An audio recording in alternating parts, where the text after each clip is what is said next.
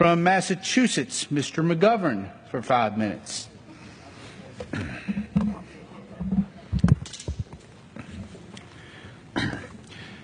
Mr. Speaker, in 2002, Congress passed the Tibetan Policy Act to support the aspirations of the Tibetan people to safeguard their distinct identity.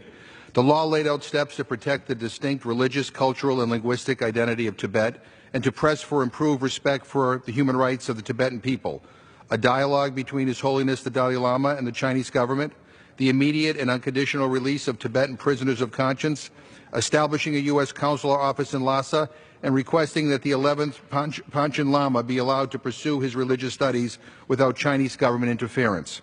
Well, Mr. Speaker, these were basic common sense steps, yet 15 years later, there is little progress.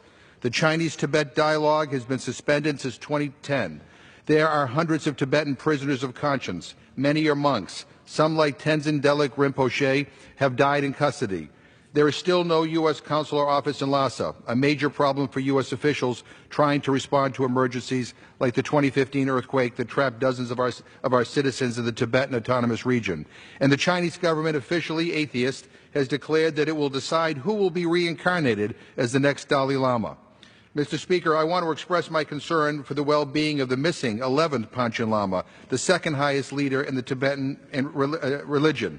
22 years ago, Gendun Chiriki Nyima was detained by Chinese authorities when he was just 6 years old.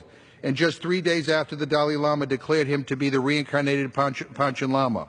Today, he is one of the world's longest-serving political prisoners. China has refused to provide any details of his whereabouts.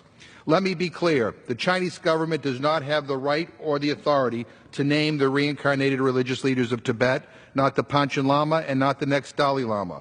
Mr. Speaker, I constantly receive reports from Tibet of human rights abuses and affronts to basic human dignity, like the demolition of buildings and forced eviction of religious people from the famous Buddhist Institute of Larangar, or the restrictions that keep Tibetans from traveling around their own country, much less abroad. We need to rethink U.S. policy toward Tibet. For years, China has faced no consequences for its failure to respect the fundamental rights of the Tibetan people. This must change. Along with a bipartisan group of members of Congress, I've introduced H.R. 1872, the Reciprocal Access to Tibet Act. This bill imposes consequences for just one aspect of China's bad behavior, its restrictions on travel to areas in China where ethnic Tibetans live. U.S. diplomats, journalists, and tourists have to get a special permit to enter the Tibet Autonomous Region, and travel to other Tibetan areas is also tightly controlled. But under H.R. 1872, no senior leader responsible for designing or implementing travel restrictions to Tibetan areas would be eligible to enter the United States. The rationale for the bill is simple. The basis of diplomatic law is mutual access and reciprocity. But while the Chinese enjoy broad access to the United States, the same is not true for U.S. diplomats, journalists, or tourists going to Tibet, including Tibetan Americans trying to visit their place of origin. This is simply unacceptable. If China wants its citizens and officials to travel freely in the U.S., Americans must be able to travel freely in China, including Tibet.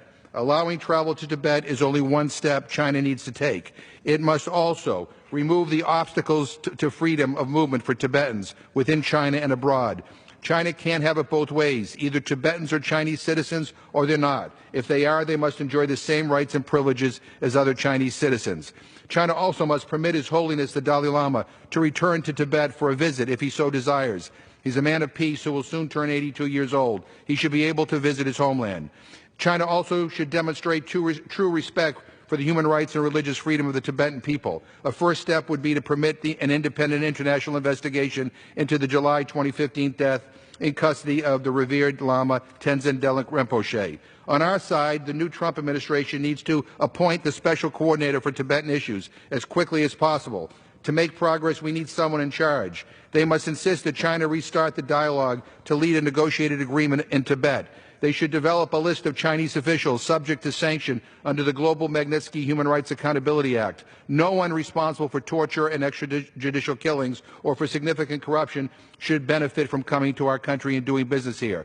They should publicly engage the Dalai Lama and the democratically elected leader of the Tibetan people. The State Department should take every opportunity to benefit from the Dalai Lama's knowledge and decades of reflections.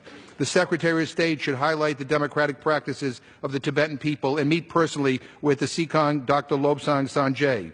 And the administration should also engage other governments to create a group of friends of Tibet. It's time to pursue a coordinated international action in support of the Tibetan people.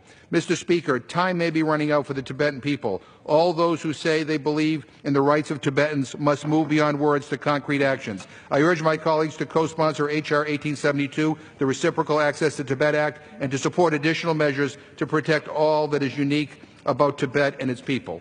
I yield back my time. The gentleman yields back. The chair recognizes the gentlewoman from Florida, Ms. Ross-Layton, for 5 minutes.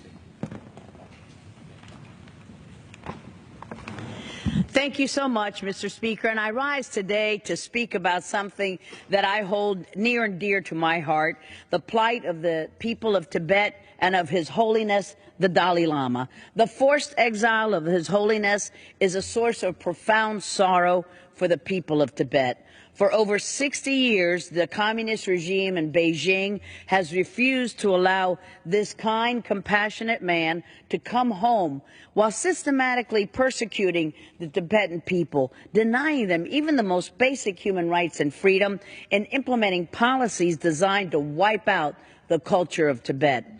In 2007, I authored legislation that paved the way for Congress to award the Congressional Medal of Honor to the Dalai Lama. A decade later, I am concerned that issues in Tibet are being pushed to the sidelines, a mistake that could have profound consequences not only for Tibet, but for the entire Asian continent.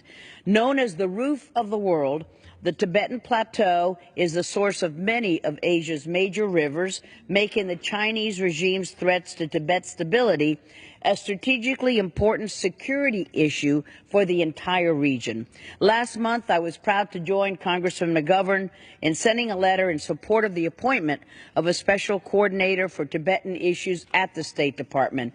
I'm also proud to co-sponsor Mr. McGovern's bill, the Reciprocal Access to Tibet Act, which is designed to help stop China's destabilizing behavior in Tibet by revoking the visa of any Chinese official found to be responsible for restricting the access of U.S. citizens to Tibet. Last week, I had the pleasure of meeting with Richard Gere, an activist who helps to bring more attention and awareness to this very important matter. As His Holiness has said, in the practice of tolerance, one's enemy is the best teacher. It is essential, Mr. Speaker, that we in Congress advocate on behalf of the people of Tibet and join forces to combat the Chinese regime's increasing aggression.